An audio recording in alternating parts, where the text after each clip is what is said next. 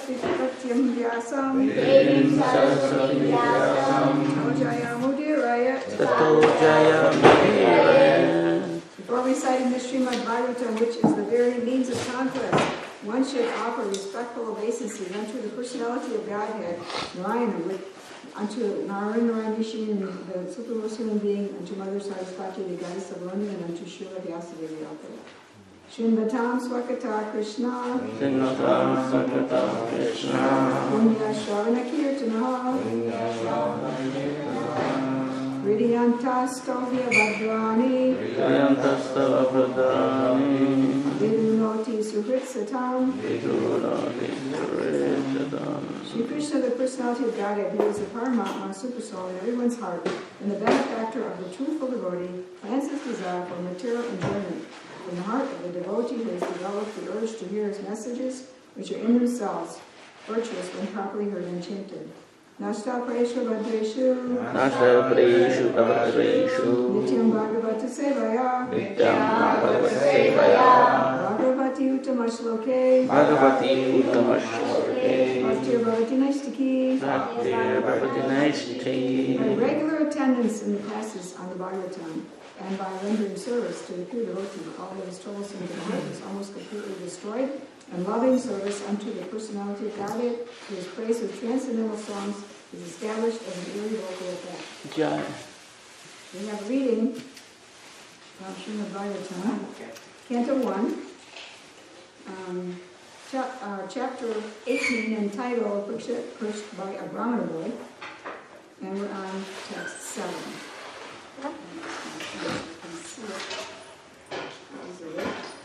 Nanu dreshti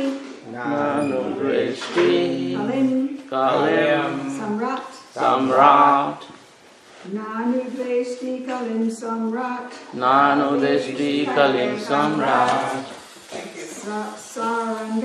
Saranga Eva Sara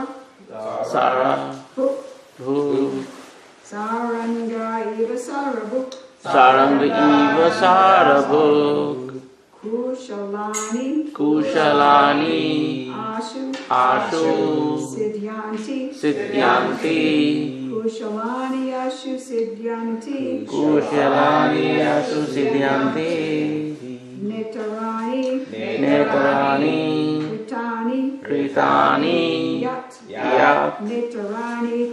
Yat Netarani Kritani Yat Nanu Dveshti Kalim Samrat Saranga Eva Sarabhuk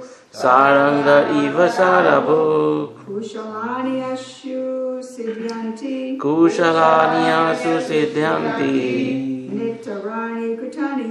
Netarani Kritani Yat Nanu Dveshti Kalim Samrat Saranga Eva Sarabhuk Kushalani Ashu Siddhyanti Netarani Kritani Yat. Question on the Saranga na ava. Saranga. And then the next one is what? Eva. Yeah, I remember I wrote those letters so close together. It's Eva. How do you spell it? I-V-A. I-V-A. From here it looks like N-A only. Yeah. From here. Yeah, I remember writing it really close together. I had to think of it. I cannot see it. Yeah, it's my fault. I sensed that I wrote it too close together, and I thought, it's all right, and I kept going. I guess it wasn't that clear to read.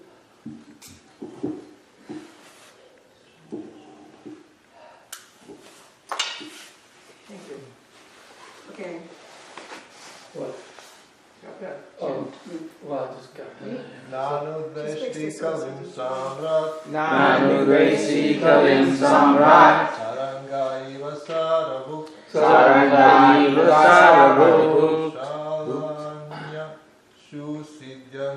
Kushalanya Siddhyanti Netarani Kritaniya Nanu Dveshti Kalim Samrat Nanudeshti kalim samrat. Saranga eva sarabhu. Saranga iva sarabhu. Kushalanasu siddhanti. Kushalani asu siddhanti. Nitarani kritani yat. Netarani kritani. Go ahead. Nani vesti kalim samrat. Nanudeshti kalim samrat. Saranga eva sarabhu. Saranga iva sarabhu. Kashivani asasunyanti. Kushalani asu siddhanti. Nitarani katani yat. Netarani kritani yat. Nanudeshti kalim samrat. Nani vesti kalim samrat. Saranga iva sarabhu. Saranga eva sarabhu. Kushalani asu siddhanti. Kushalani asusyanti. Netarani kritaniya. Netarani katani yat.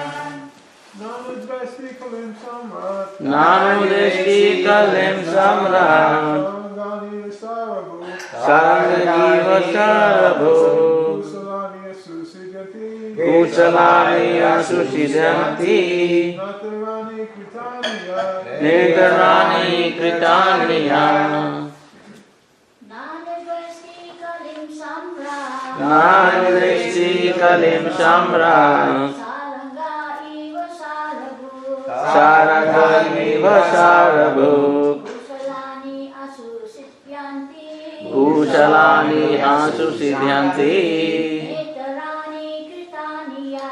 Netarani kritaniya. Nanudvesti kalim samrat. Nanudeshti kalim samrat. Saranga iva sarabhu. Saranga iva sarabhu. Kusalani asu siddhanti. Kushalani asu siddhanti. Nitarani kritani yat. Netarani kritaniya.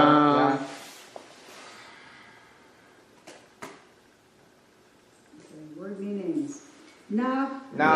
Never. Never. Anudveshti. Anudeshti. Envious. Envious. Kalim. Kalim. Unto the personality of Kali. Unto the personality of Kali. Samrat. Samrat. The emperor. The emperor. Saranga. Saranga. Realist. Realist. Like the bees. Like the bees. Eva. Eva. Like. Sarabhuk. Sarabhuk. One who accepts the substance. One Who accepts the substance. Kushalani. Kushalani. Auspicious objects. Auspicious objects. Ashu. Ashu. Immediately. Immediately. Siddhanti. Siddhanti. Become successful. Become successful. Na. Na. Never. Never. Ittarani. Ittarani. Which are inauspicious. Which are inauspicious. Kritani. Kritani. Being performed. Being performed. Yat. Yeah. As much as. As much as. I'll read the whole thing and then repeat after me first. Maharaj Parikshit was a realist like the bees who only accept the essence of a flower. He knew perfectly well that in this age of Kali, auspicious things produce good effects immediately, whereas inauspicious acts must be actually performed to render effects. So he was never envious of the personality of Kali. Please repeat. Maharaj Parikshit was a realist. Maharaj Parikshit was a realist. Like the bees who only accept the essence Like the bees only accept the essence of a flower. Of a flower. He knew perfectly well He knew perfectly well that in this age of Kali, That In this age of Kali, auspicious things produce good effects immediately, auspicious things produce good effects immediately, whereas inauspicious acts whereas inauspicious acts must be actually performed must be actually performed to render effects. to render effects. So he was never envious of the personality of Kali. So he was never envious of the personality of Kali. Jai. Kali. Kali, sorry. Well, he's also not, he's also, and therefore also, He was also never Yeah, envious of envious the of personality. Krishna, Goes together. yeah. Goes together. Yeah. Okay, purport. The age of Kali is called the fallen age. In this fallen age, because the living beings are in an awkward position, the Supreme Lord has given some special facilities to them. So by the will of the Lord, a living being does not become a victim of a sinful act until the act is actually performed. In other ages, simply by thinking of performing a sinful act, one used to become a victim of the act. And karma for your thoughts. On the contrary, a living being in this age is awarded with the results of pious acts simply by thinking of them. Good karma for thoughts. Maharaj Parikshit, being the most learned and experienced king by the grace of the Lord, was not unnecessarily envious of the personality of Kali, because he did not intend to give him any chance to perform any sinful act. He protected his subjects from falling prey to the sinful acts of the age of Kali, and at the same time he gave full facility to the age of Kali by allotting him some particular places. At the end of the Srimad Bhagavatam, it is said that even though all nefarious activities of the personality of Kali are present, there is a great advantage in the age of Kali. One can attain salvation simply by chanting the holy name of the Lord. Thus Maharaj Parikshit made an organized effort to propagate the chanting of the Lord's holy name, and thus he saved the citizens from the clutches of Kali. It is for this advantage only that great sages sometimes wish all good for the age of Kali. In the Vedas also it is said that by discourse on Lord Krishna's activities, one can get rid of all the disadvantages of the age of Kali.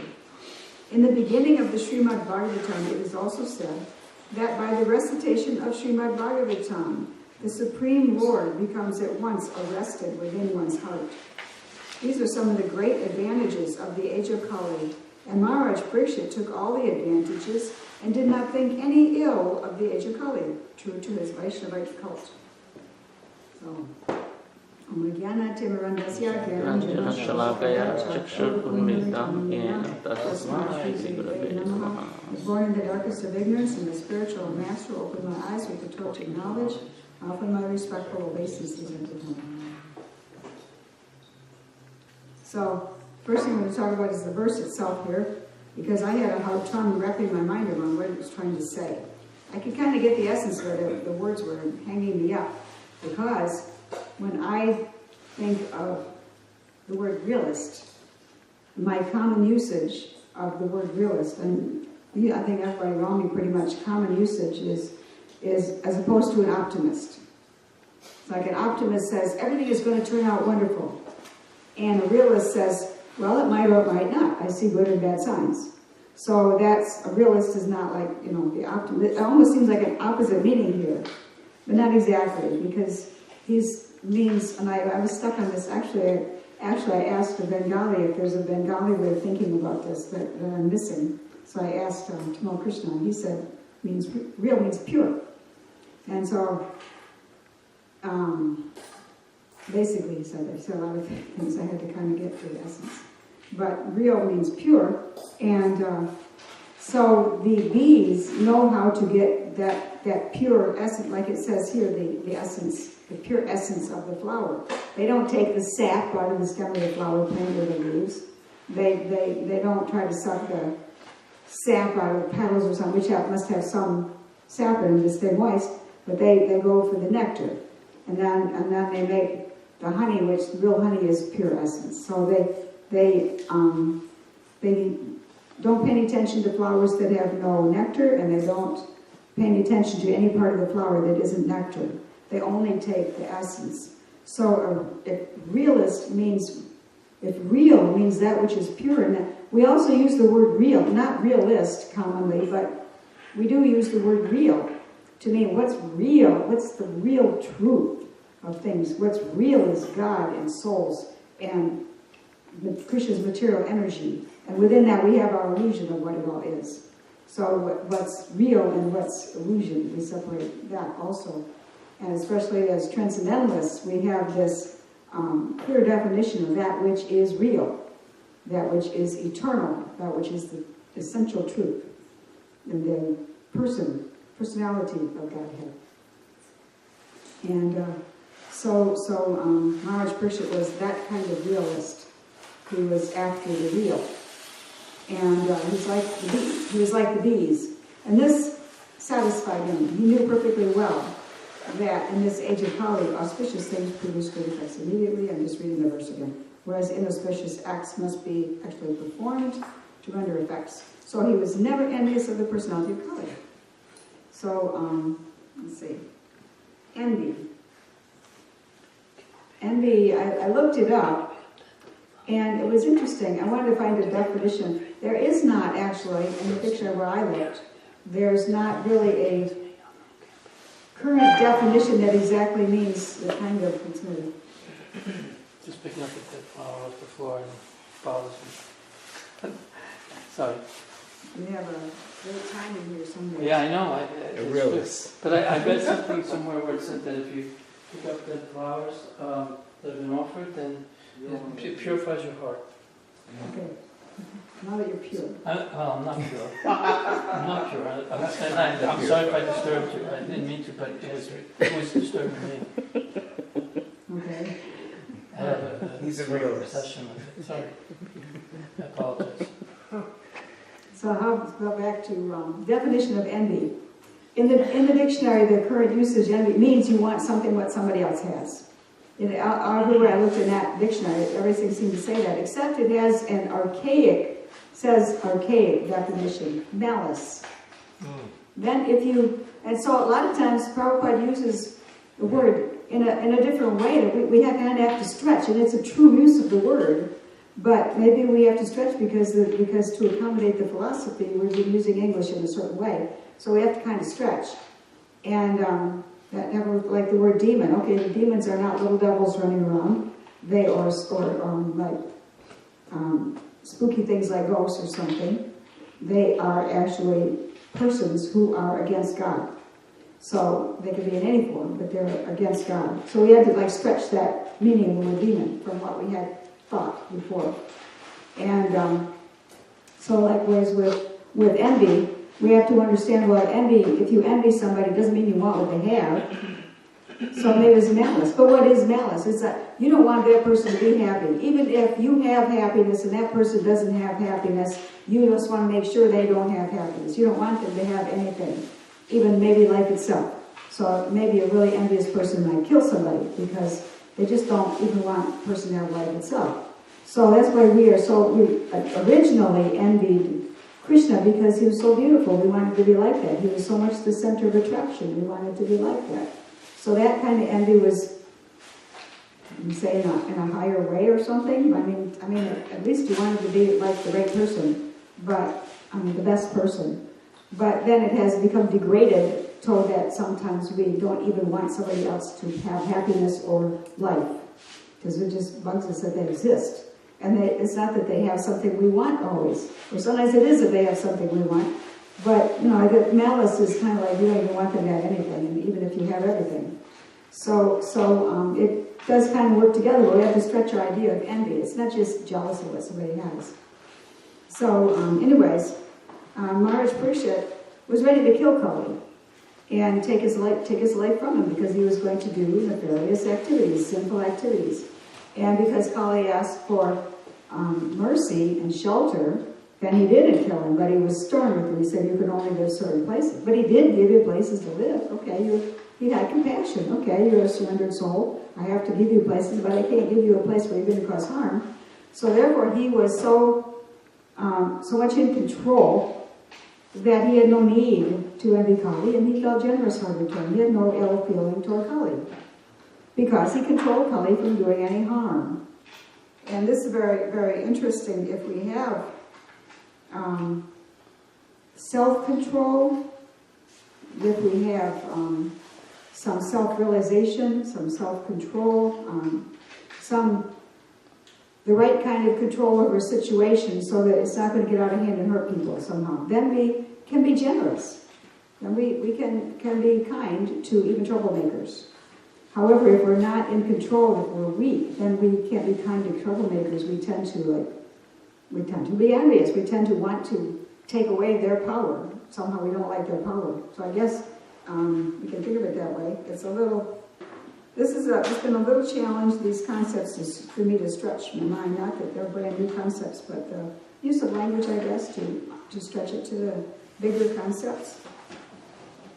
And so now the age of Kali, actually to Maharaj Parikshit, he was quite happy with the age of Kali being here because it gives benefits. He took advantage of the benefits. So he apparently says here, it didn't say anywhere else I know, but it says here that he established the chanting of the holy names. That is the Yuga Dharma of the age of Kali. Lord Chaitanya does not come in every age of Kali. He comes only at certain intervals, of larger intervals, does he come in the age of Kali. And so there are lots of ages of Kali in which there's no Lord Chaitanya. Still, the chanting of the holy names is the Yuga Dharma. So some other way that will be established. And this was our Kali Yuga, however, it was before Lord Chaitanya's time. So Maharaj Parikshit, the saintly king, he established the chanting of the holy names.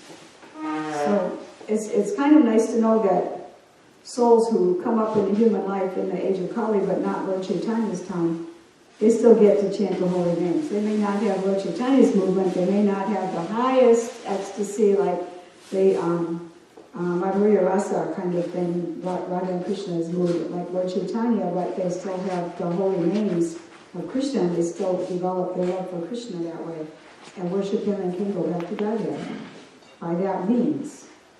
So this is, to me it's kind of nice to know that about other ages of Kali. Otherwise I think, oh boy, how come so few of us got a chance? But no, the chance is always there. And the extra mercy that, imagine if on other ages with our minds of today, that we think of doing something bad and we get bad karma for it. So, but now we think of doing something good. Even in devotional service it counts, but apparently even in pious activities. If you think good thoughts, it influences the benefits in a good way somehow. So, and of course, if we just meditate, even if we just meditate on Krishna, just remember him, just think about serving him, think his holy name, or just speak it, but don't act, don't do anything, just think, then still we get spiritual benefit. So this is a great benediction of the age of Kali, and actually it's a wonderful thing, and the demigods, we are told, are lined up to take birth in the age of Kali.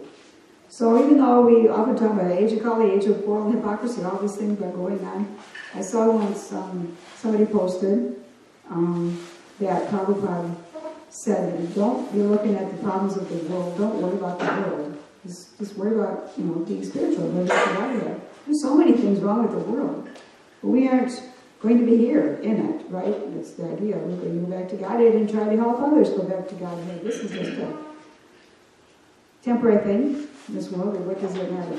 It's a temporary thing. So, but we care because we don't want people to suffer. We don't want souls to suffer. We want them to go back to God. So anyway, there's some mention here. There's some mention here of, let's see.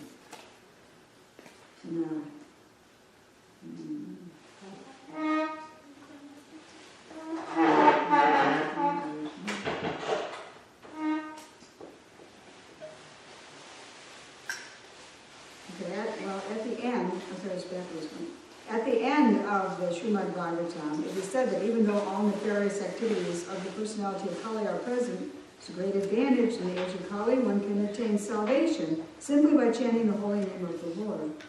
So that's on 12, 3, 51, and 52. So I'm going to have to go back a little bit. It's better than going and getting another book, but it still takes a minute.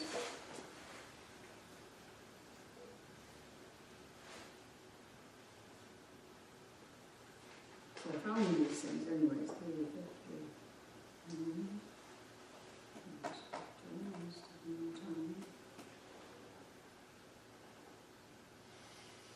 Okay. So 12:3:51. My dear King, although Kali Yuga is an ocean of faults, there is still one good quality about this age. Interesting how I almost like put it. You did put there's no quotes, but you got the word for word. So this verse. Still one good quality about this age. Simply by chanting the Hare Krishna Maha Mantra, one can become free from material bondage and be promoted to the transcendental kingdom. And 52, whatever result is obtained in such a yuga by meditating on Vishnu in Treta Yuga by performing sacrifices, and in Dwapara Yuga by serving the Lord's lotus feet, can be obtained in Kali Yuga simply by chanting the Hare Krishna Mahamantra. Hari Kirtanat, chanting Hari Kirtan. So then, let's see, 12:13, something in 12:13. Have we found?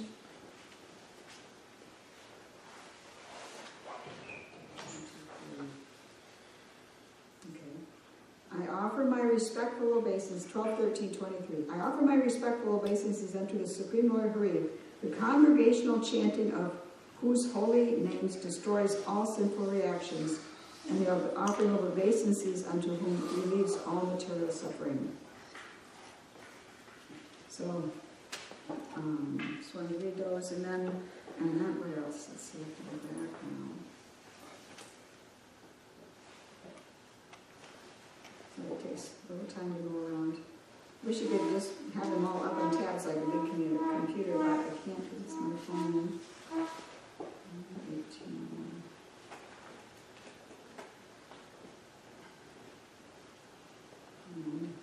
Then go back in the,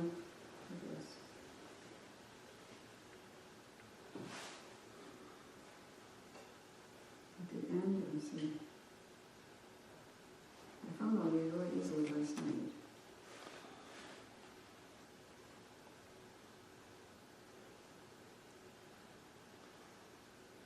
It's so hard to find it now, and it was easy last night. Meanwhile, the It's sunlight. right in the purport. It's right in the purport. I'm looking for the sentence that I want to read again. I read at the end of the Srimad Bhagavatam. One can attain this advantage only the great sages. In the Vedas also it is said that by discourse on Lord Krishna's activities, one can get rid of all the disadvantages of the age of Kali. That's an exact verse on that in the Bhagavatam. And then also I will show in a minute, and I'll also read this so I don't have to go back and forth so much. In the beginning of the Srimad Bhagavatam, it is also said that by the recitation of Srimad Bhagavatam, the Supreme Lord becomes at once arrested within one's heart.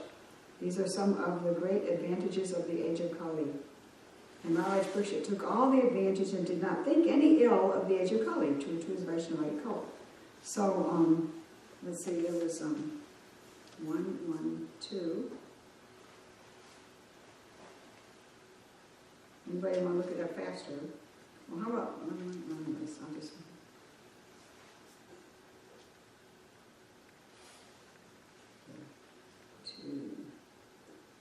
1, 1, 2. Completely rejecting all religious activities which are materially motivated, this Bhagavatam propounds the highest truth, which is understandable by those devotees who are fully pure in heart. The highest truth is reality, distinguished from illusion, there's that real, for the welfare of all. Such truth uproots the threefold miseries. This beautiful Bhagavatam, compiled by the great sage Vyasadeva in his maturity, is sufficient in itself for God realization. What is the need of any other scripture? As soon as one attentively and submissively hears the message of Bhagavatam, by this culture of knowledge, the Supreme Lord is established within his heart. So that's that 11:28. One more thing.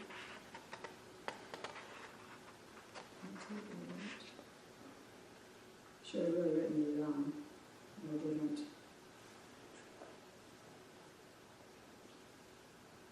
11:28:40. These inauspicious disturbances can be gradually removed by constant remembrances of me. This is about after listing of all the Kali Yuga problems. By congregational hearing and chanting my holy names, or by following the footsteps of the great masters of yoga. And I'm certain, if we read it, we'll find out that yoga means linking with the Supreme. It doesn't mean, Hatha Yoga or something. So it means linking with the Supreme Bhakti Yoga.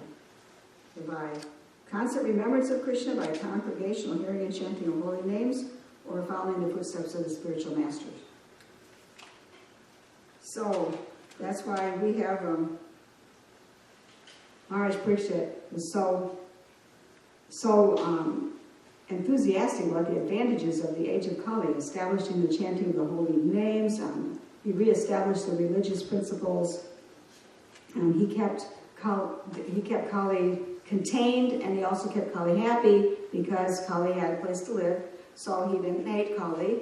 He didn't hate the age of Kali because he did something good with it. And I guess the example for us then is we can do something good with the age of Kali too, because we have the same advantages. All we got to do is chant the holy names and remember Krishna and render devotional service as Prabhupada gave us, following in his footsteps, on the footsteps of the spiritual master, and protecting religious principles and teaching them. We can do the same thing that he did, and that's what this movement is all about. We're doing that. So, and even in the age of Kali, we need not groan and think, oh, it's so terrible because it's the age of Kali.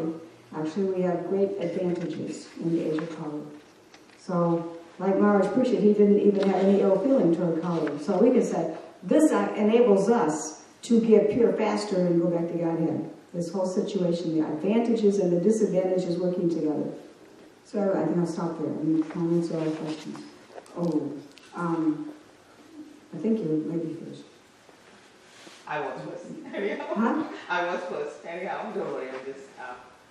You mentioned that in this age, when you think about bad things, you don't get a reaction unless you execute the bad thoughts, correct? Yeah, you'll get a reaction. Yeah, you may contaminate your thoughts, but you don't get a reaction. Right, but what if you're constantly thinking good? Do you get benefits from it? That's what it seems to be saying. Yeah.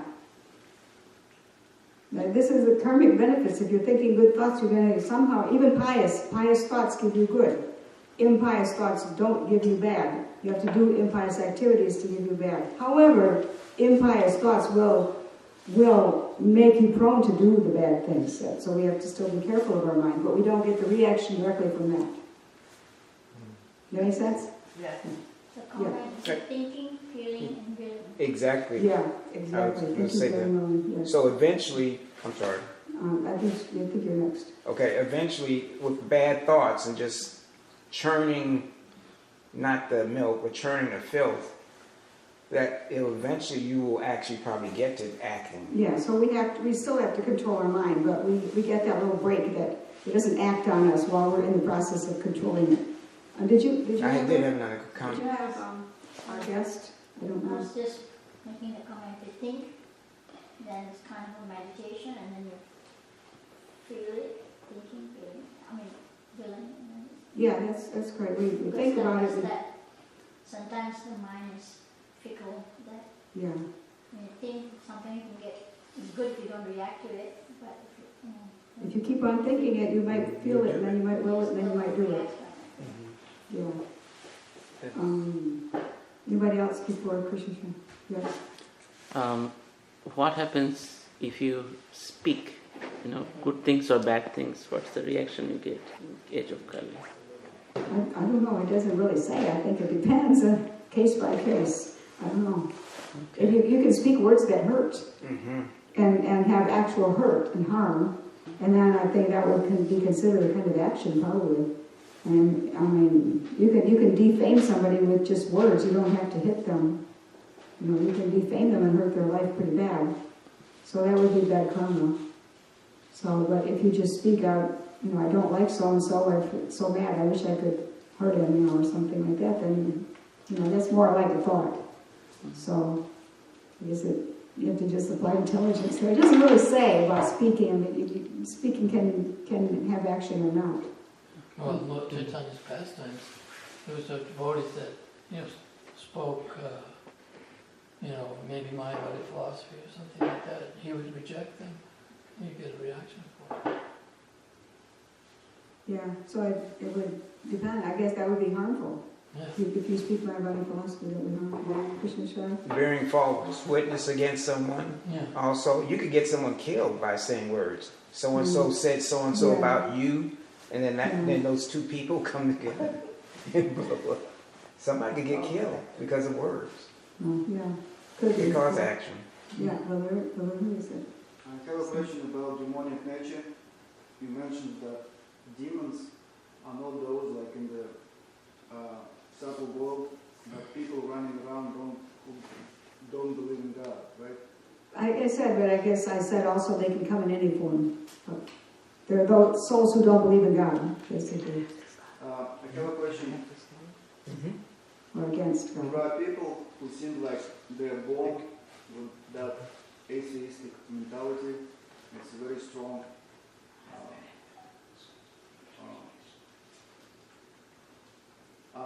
The people who are influenced by the atheistic philosophy or knowledge, are they also demons? I think there's always like three kinds, more or less three kinds that you learn when you're preaching. The principle is that there's the actual demons, there's the devotees, and there's the innocent, more or less. So there are people who are influenced that way in their innocence. And then nobody's innocent. If you're born, you did some bad karma in the past, but as far as your philosophy, you're sort of innocent, you're just influenced by somebody. Or if you have done sinful activities enough that you've accumulated this attitude, you're born, it's because you're born with an accumulation of bad karma and bad consciousness because of bad stuff you've done accumulated in the past. So if somebody's born with a demonic attitude, that would be why. We also hear in Bhagavad-Gita the demonic qualities like anger, lust, and so on. And sometimes people see in them, sometimes those qualities become prevalent. I'm thinking, I know a lot of people because of for instance, so many religions and so many corruptions in those organizations, people stop believing in God. Like there are thousands of different denominations. So it's very easy in the modern age, to become an atheist.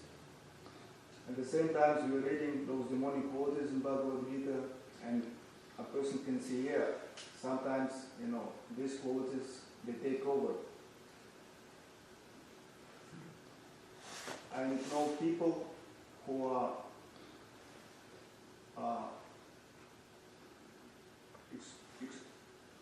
very genuine, very loving, caring for other people, but at the same time, because of all this,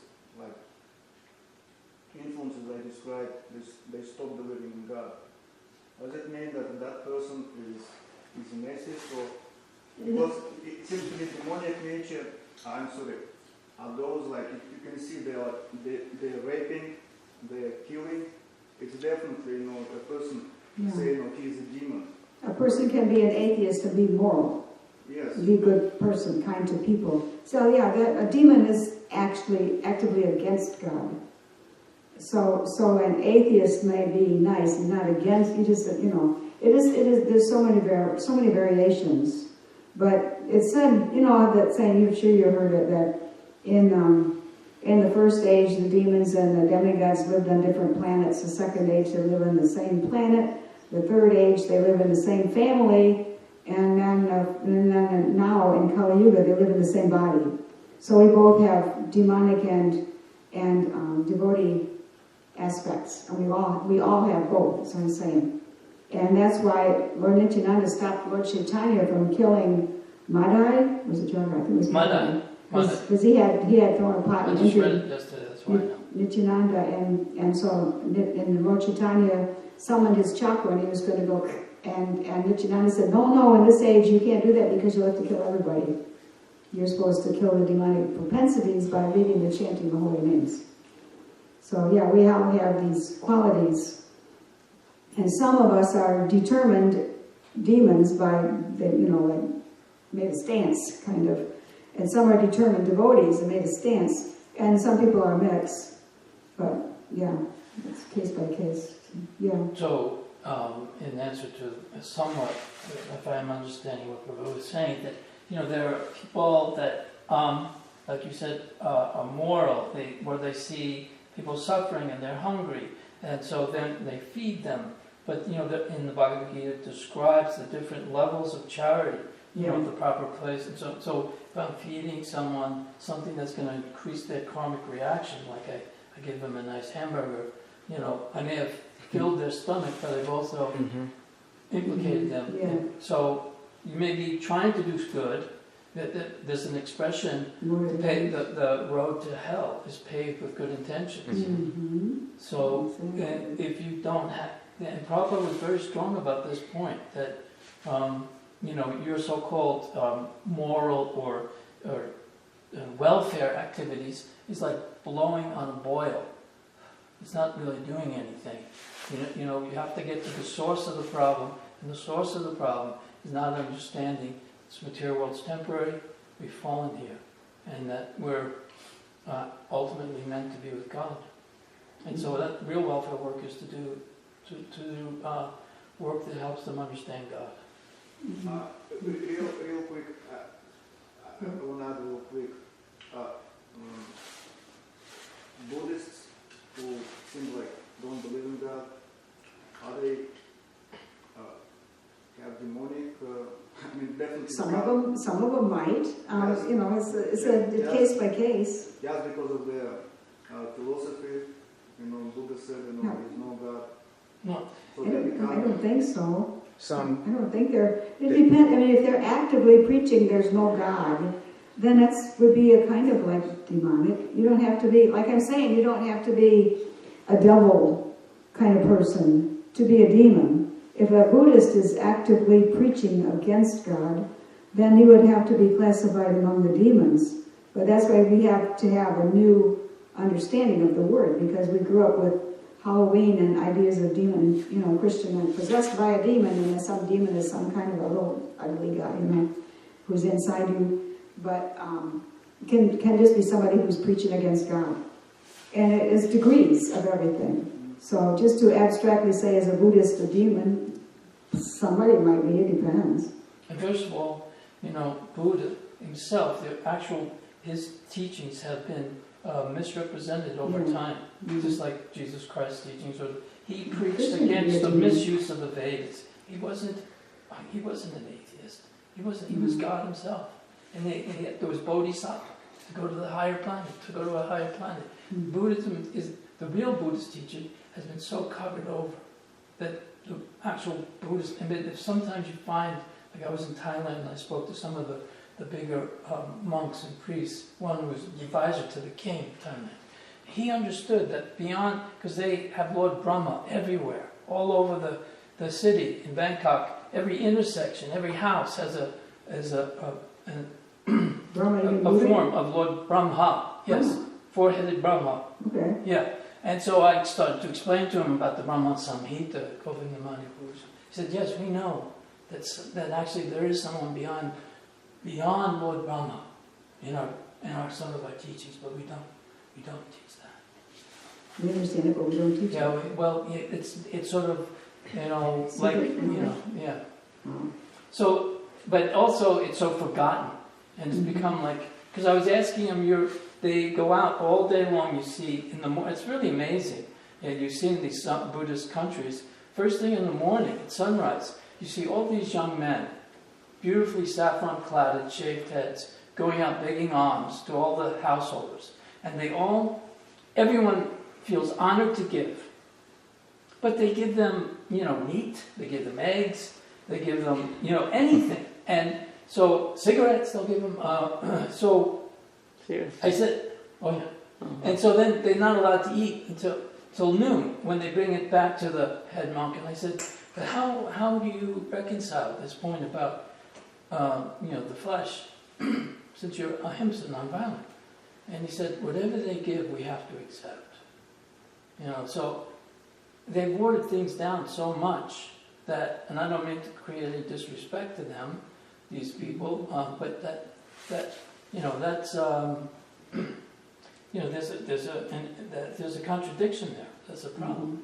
I remember one of the first times I was on Harinam, someone all of a sudden walked up and handed me a hamburger. I didn't know what to do with it. So the boy said, just take it, and then when you get around the corner, throw it in the trash. What are you going to do? You didn't have time at that moment to explain, no, we don't accept meat. The person was sincere, he tried to give me something like that. So, they have the ability to explain to the people, no, we don't eat meat. But they've used that as Yeah. So, anyway. Thank you. Yes, did you have any? For a while. Buddhists. There are different types of Buddhists also. Some believe there's a God, and some believe, why be a Buddhist when you can be a Buddha, when you can be like God. So there are different types of Buddhists.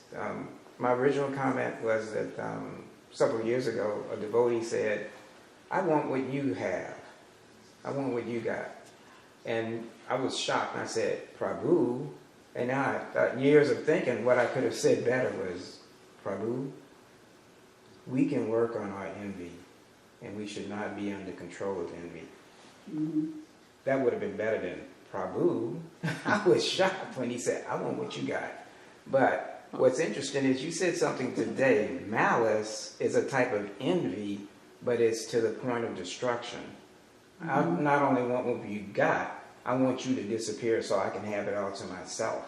Mm-hmm. I want what you got, and if I have to destroy you to get it, then I'll take it from you. Or it's sort of somewhat violent envy. Well, yeah, that's the when we use the word envy, we're all envious in Christian conscious philosophy. We're all here because we're envious, and we're envious of each other. Well, what are we doing? We don't always want what the other guy has.